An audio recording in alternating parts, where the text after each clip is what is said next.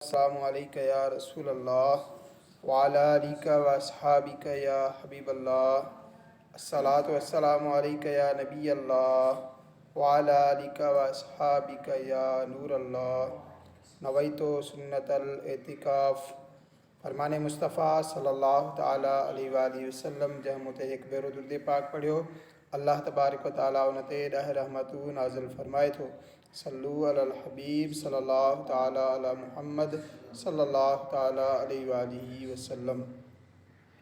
हज़रत सैयदतुना आयशा रदी अल्लाह ताला अन्हा खां रिवायत आहे मुस्तफ़ा जान रहमत सल्लल्लाहु ताला अलैहि वसल्लम जो फरमाने आली शान आहे माण्हू हमेशा पहिरीं सिफ़ खां पोइते थींदा रहंदा एसि ताईं जो अल्लाह तबारक व ताला उन्हनि खे पंहिंजी रहमत खां पोइते करे नार याने बाह में विझी छॾींदो। हज़रत मुफ़्ती अहमद यार ख़ान नईमी रहमतुल्लाह ताला अलैहि इन हदीस पाक जे हवाले सां लिखनि था याने जेकी माण्हू सुस्तीअ सबबु पहिरीं सिफ़ में अचण में सोचींदा या पहिरीं सभु हूंदे पोइते बीहंदा त उहे दीन जे सभिनी कमनि में सुस्त थी वेंदा ऐं बुराइनि ते दिलेर थी वेंदा जंहिंजो नतीजो इहो निकिरंदो त जहन्नम में वेंदा ऐं उते देरि ताईं रहंदा। मालूम थियो त सभिनी दीनी कमनि में नमाज़ पहिरियां आहे।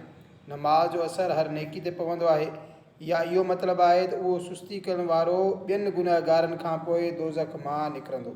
रब फरमाए थो पोइ ख़राबी आहे उन्हनि नमाज़नि जे वास्ते जेकी पंहिंजी नमाज़ खां गाफ़िल वेठा आहिनि। नमाज़ में सुस्ती जूं कई सूरतूं आहिनि।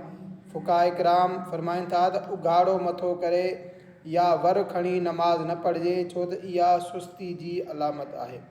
प्यारा प्यारा इस्लामी भाइरो अफ़सोस अॼुकल्ह उघाड़ो मथो करे नमाज़ पढ़ण जो रवाजु वधंदो पियो वञे।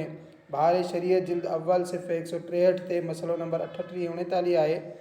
सुस्ती सबबु उघाड़ो मथो करे नमाज़ पढ़णु यानी टोपी पाइणु बार मालूम थींदी हुजे या गर्मी मालूम थींदी हुजे मकरूह तंज़ीही आहे।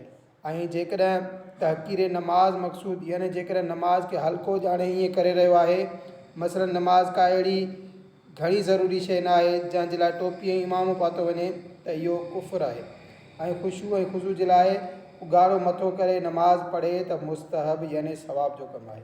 नमाज़ में टोपी किरी पए त खणणु अफ़ज़ल आहे जॾहिं त अमल कसीर जी हाज़त न पवे न त नमाज़ फासिद थी वेंदी यानी टुटी वेंदी ऐं बार बार खणणी पए त छॾे ॾिए ऐं न खणण मां ख़ुशू मक़सूद यानी नमाज़ में घणी दिलि लॻंदी हुजे त न खणणु अफ़ज़ल आहे। अल्लाह